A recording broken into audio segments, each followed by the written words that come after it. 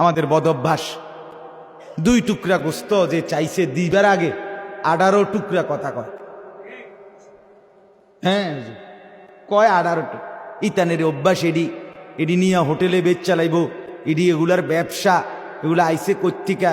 হ্যাঁ লাইনে লাইনে বেড়া বেড়ি আইসে আছে, দিয়া কুল ফাই না। এত কথার চাইতে তুই বেড়া দিস না বেড়া।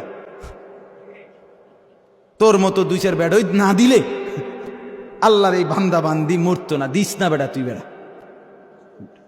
কথা বোঝেন নাই কথা? হ্যাঁ এত্তেবালা দিস না বেড়া তুই। 2 টুকরা দেওয়ার আগে এতগুলো কথা বললা। আল্লাহ তাআলা আদেশ করছেন, আল্লাহ তাআলা তুমি দিছিলা তো আল্লাহর জন্যই। আল্লাহ যদি সেটা উঠাই নিতেন, কথা বলেন না কেন? চোখের সামনের থেকে যদি 2 লাখ টাকার গরুটা সরাই নিত, তখন তো ভেটকি দিয়ে থাকতে। ওমা কি ও কথাবার্তি নাই, এখানে গোটা গরুটাই নাই। এমনি তো গেছিল 2-4-10 টুকরা, অন্তে গোটা আস্তা গরুই নাই। তখন কি কেরম লাগলো?